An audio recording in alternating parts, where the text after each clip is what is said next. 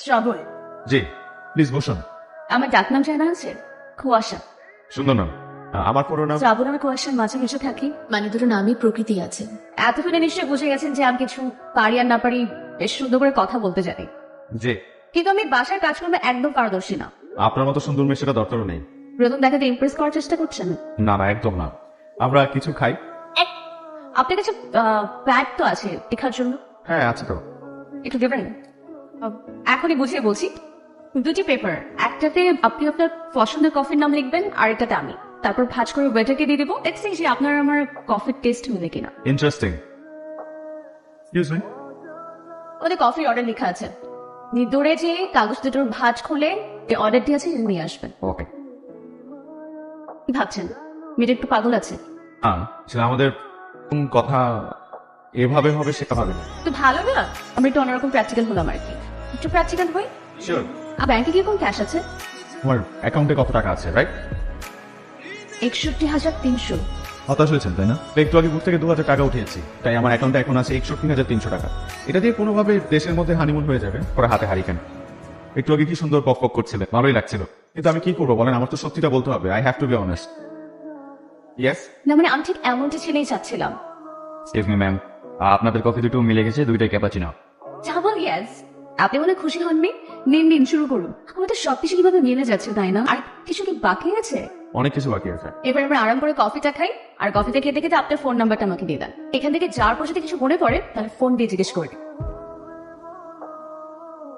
Excuse me, আপনি কি কুয়াশা? আমার নাম শ্রাবণ।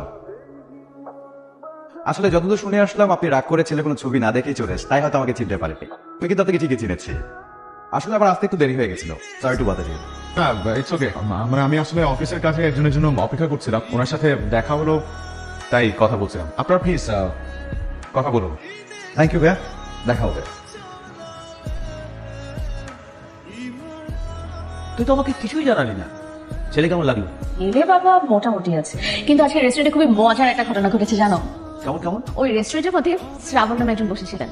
আমি এই শ্রাবণকে ওই শ্রাবণ ভেবে তার সাথে অনেকক্ষণ সময় পার করেছি। দারুণ তো। কিন্তু মজার ব্যাপারটা হচ্ছে যে আমার তো মনে হয় যে সঠিক শ্রাবণ থেকে আমার ফুল শ্রাবণকে বেশি ভালো লেগেছে। যে ছেলেটাকে তুই মোটামুটি বলছিস সেই ছেলেটা কিন্তু আসলেই ভালো। আমরা আগে তাহলে আমাকে সময় দাও না, একটু ভাবি। ওকে। আজকেও কি ওই লোকটার সাথে থাকতেলেও ভাবে দেখা হবে?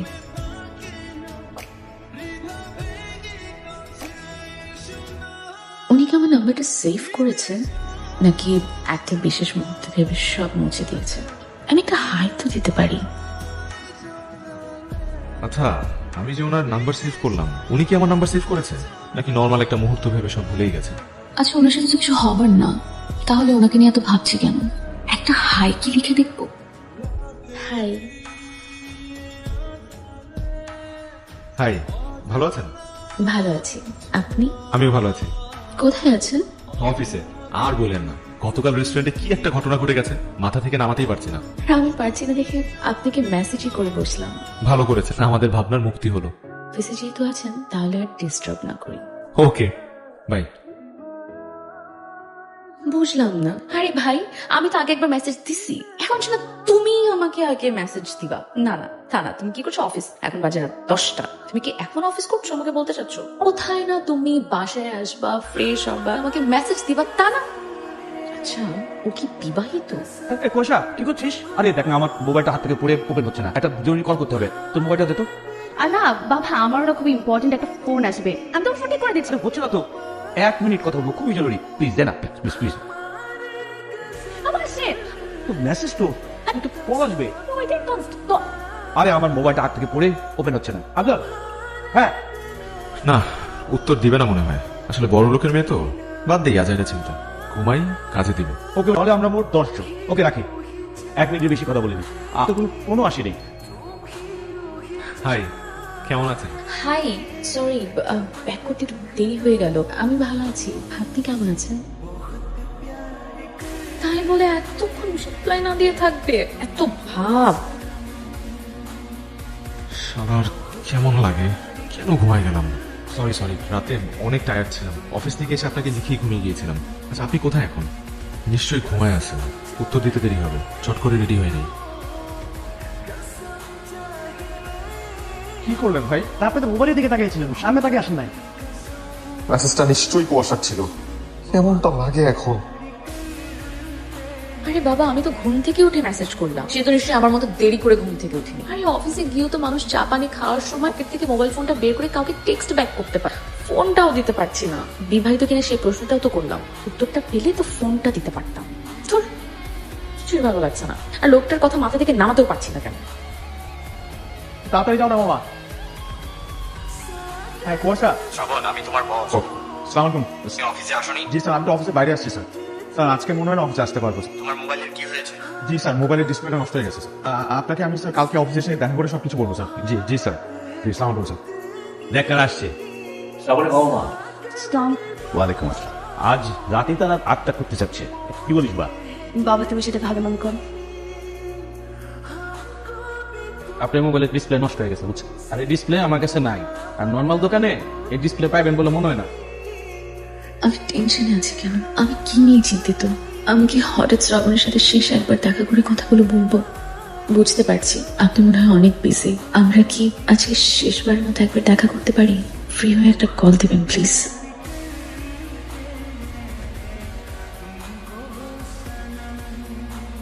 এটা কি?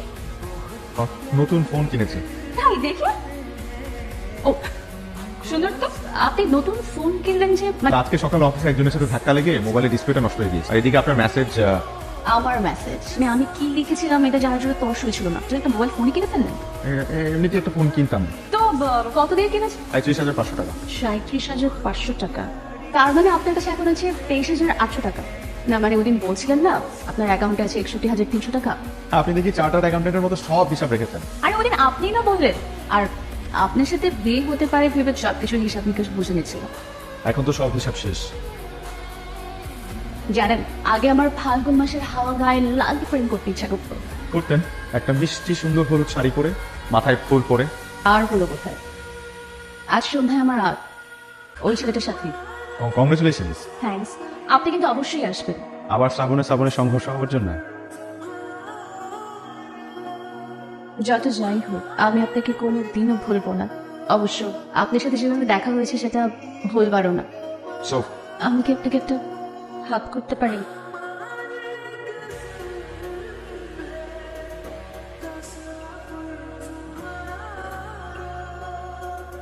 আজকে শ্রাবণের যত সংঘর্ষ হোক না কেন আপনি কিন্তু আসবেনই।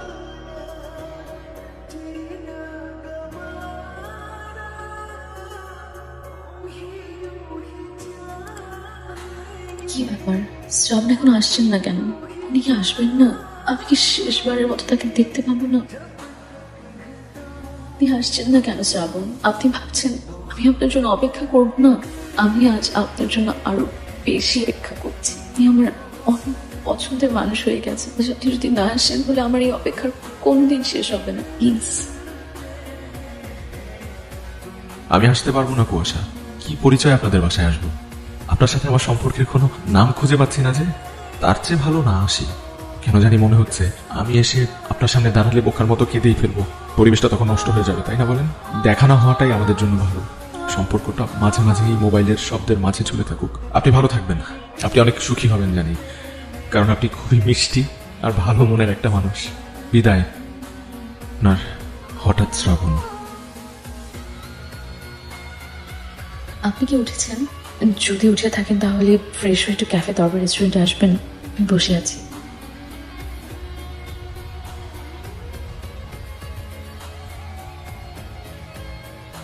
আমি জানি আপনার অনেক প্রশ্ন, তবে আমি এত প্রশ্ন উঠে দিতে পারবো না ভাই। দুটো প্রশ্ন উঠে দিব। আমার রাগ হয়নি। আপনি আসবেন বলেছিলেন, আপনি আসেননি। এই জন্য নানা কারণে আমি আসলে অসুস্থ হয়ে যাই। সবাই আসলে প্রোগ্রাম রেখে আমাকে নিয়ে অনেক ব্যস্ত হয়ে যায়। যখনই আমি একটু নর্মাল হই শ্রাবণ আমার সাথে একা কথা বলতে চাই। আমার ছোট একটা প্রশ্ন ছিল। দেখুন আমি খুব সাধারণ এবং অন্যরকম একজন মানুষ। আপনি কাউকে ভালোবাসেন? এটাকে ভালোবাসা বলে আসলে ভুল হবে, তবে এতটুকু বলতে পারি আমি কাউকে অনেক বেশি ফিল করছি। আমাদের পরিচয়টা খুব অদ্ভুত ভাবে হয়েছিল। নিজের অজান্তে তাকে শ্রাবণ ভেবে তার সাথে অনেকক্ষণ কথা বলতে বেশ ভালোও লাগছিল। তার মধ্যে আপনি আসেন। এমন ভুল ভাবে শুধু একটা বার শেষবারের মতো তাকে দেখতে চেয়েছিলাম। তাকে দাওয়াতও দিয়ে আসি। ওনার আসার কথা ছিল আজকে। আমি আমার রাতের থেকে ওনার আসার জন্য সবচেয়ে বেশি অপেক্ষা করছিলাম। বারবার ফোন দেখছিলাম যে কখন উনি আমাকে টেক্সট ব্যাক করবে, কখন উনি আসবে। এই টেনশনে হয়তো আমি অসুস্থ হয়ে যাই।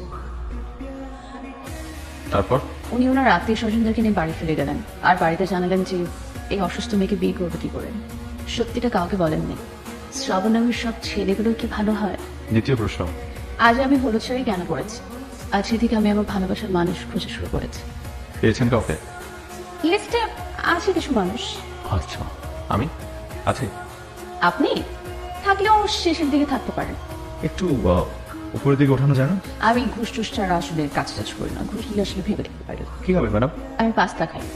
আমি তো আসলে ডাল ভাজি, ভর্তা, ভাত এগুলাই পছন্দ করি। তাই ওমা, আপনার সাথে আমার সব মেরে যাচ্ছিল, ওখান থেকে অনেক শুরু হয়ে গেছে। কিছু মেয়ের এরকম তো কোনো কথা নেই। না, আমার সব কিছু মিলতে আমি মিলে চলবে না। সব কিছু আমার মতো করতে হবে। তা এখন তো মিলছে না, তাহলে কি আমরা কথা বন্ধ করে দেবো? ভাবতে হবে মনে হচ্ছে। আমারও তাই মনে হয়।